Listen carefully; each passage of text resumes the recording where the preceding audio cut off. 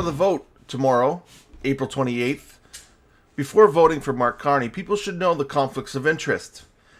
And one guy does the work for us. Moose on the loose. Let's break it down.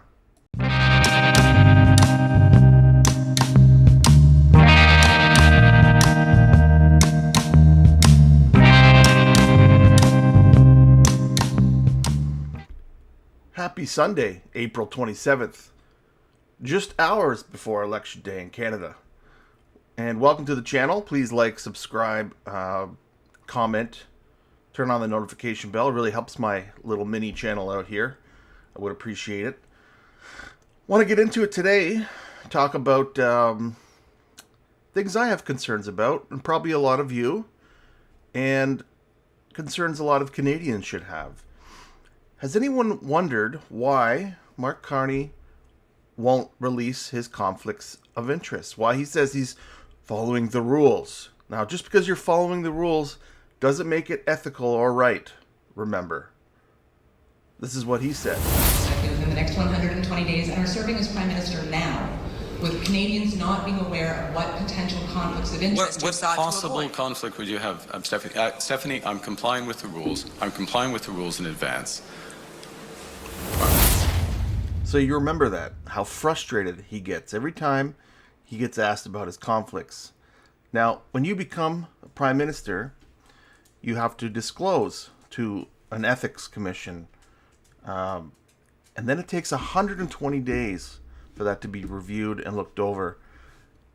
What did Mark Carney do? He very quickly called the shortest possible election you're allowed to have so that the election would happen before those conflicts are known.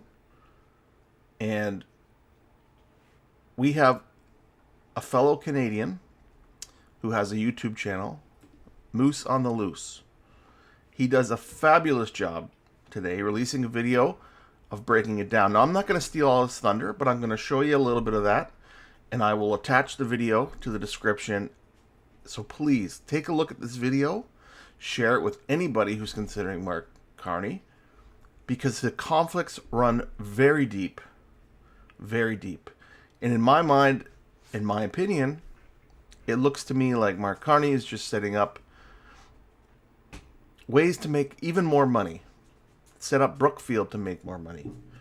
So take a look and then make sure to watch Moose on the Loose awesome expose on Mark Carney's conflicts. Our perspective is foresight or fortune. Depends on who you talk with amongst friends. So there's some fortune with this, I guess. Mark Carney, not exactly a good guy. This video is going to blow your mind. Welcome back to Moose on Loose. My name's David. Today I've got my final expose on Mark Carney before the election. I'm going to be showing you how Mark Carney, if elected, will make a ton of money, a fortune off of carbon credits. Justin Trudeau's been putting in the framework for years. If I were a betting man, I would say he's definitely invested in all this too. Let's jump into this. So heading back to my master chart here, things have grown. There's a lot of new stuff on here. To understand this web here, we're going to start with the carbon credits themselves and what exactly they are. So carbon credits come in two forms: low integrity removals and high integrity removals. The low integrity removals are things that you and I could potentially do. The high integrity stuff requires big factories, buildings, and advanced tech. There is two things happening at the same time. One is there is an energy transition towards lower carbon energy that is underway around the world. Take a look here at these low integrity. We've got tree planting, reforestation. We've got avoiding deforestation, pays people to not cut down trees. This is hard to prove what would have happened. We've got methane reduction from farming, valuable, but doesn't remove CO2 directly. We've got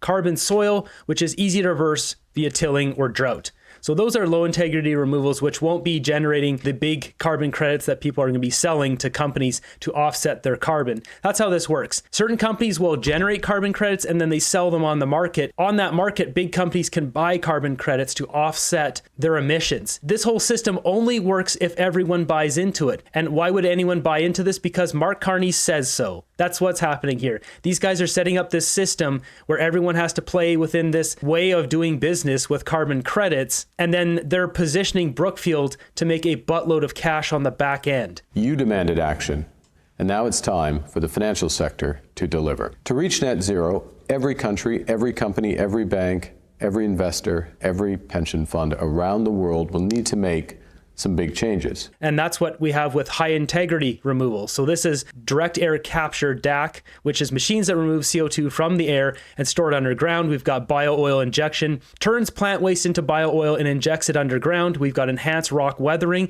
spreading basalt on farmland to absorb CO2, and synthetic biology or algae. This uses engineered organisms to capture CO2. So this is all the advanced stuff that would actually generate carbon credits. I think there could be two markets, one for just low integrity removals, which you can buy as well, but they don't offset near as much as the high removals. And depending on the markets, which you're going to see here, some only accept the high integrity removals. To get money, to get capital to those companies that have plants to get their emissions down. So a new company was formed called Frontier, and Frontier was funded by these big tech giants. So Alphabet, Google, Shopify, Facebook, and McKinsey. McKinsey and Company, the same McKinsey that Dominic Barton used to work for, directly connected to Justin Trudeau. That's a whole other rabbit hole we're not going down here today. But collectively, these four companies have funded Frontier with over $1 billion in investment, which is to be spent by 2030 on carbon removals only. So what this is doing is guaranteeing business for companies that want to do carbon credits. So now we're seeing Stripe here. And as I mentioned before, we'll just go back to this side of the graph. Mark Carney, when he was vice chair of ESG and then chair, was helping fund Elon Musk through Twitter. Brookfield right here, $250 million, help with the purchase of Twitter, as well as helping fund the Boring Company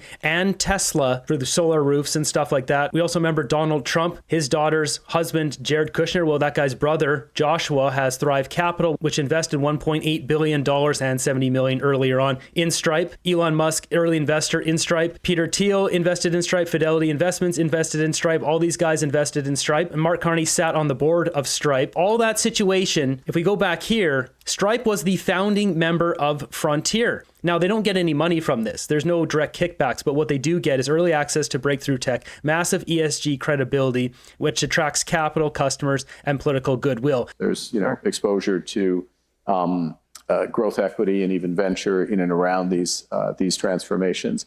They essentially become the head of the table for ESG and carbon credits. So that's why they're positioning themselves with that. And this is getting funded by these big companies. People that basically helped create this sort of new environmental movement that downplays pollution and plays up carbon dioxide. And that's all we should be worried about. And, it's the biggest, I think the quote from the Club of Rome is, the biggest enemy of humanity is man, and furthering, that narrative. But really what it's about is controlling how much energy people can use. And if you can control how much energy a household can use, you can control their economic activity. You also control how big their family can get. Now, Mark Carney is the architect of net zero. That's why he's sitting essentially at the center of this table too. And one of the ways he's done that is through his UN Special Envoy on Climate Finance. As it says here, Mark Carney oversees blueprint for scaling up carbon market as offset demand source. They're creating a new market and they're forcing this on all of us. Today, the voluntary carbon market is opaque, cumbersome, and fragmented, and struggles with low liquidity and scarce financing, Carney said. So it goes on to say, only $300 million, yada, yada. That's why we've got now these big companies that have jumped in on this. They've been convinced to do so. So Mark Carney pushing everything towards carbon credits, and Brookfield is positioned to make money off these carbon credits. And a lot of it is, Wall Street driven. You look at the United Nations, a lot of the people they put in charge of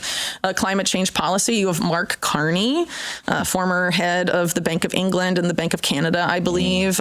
He's one of the guys that came in to rescue HSBC when they were caught money laundering for Mexican drug cartels.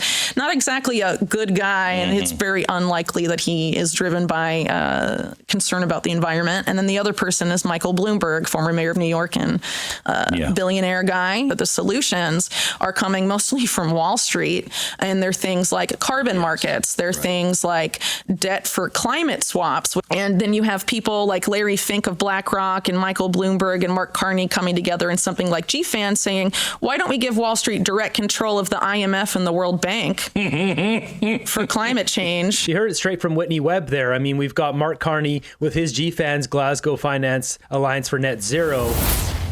So that was just a small snippet. The video is almost half an hour long, and he goes into way more detail, and he even shows, what Trudeau did to set this all up.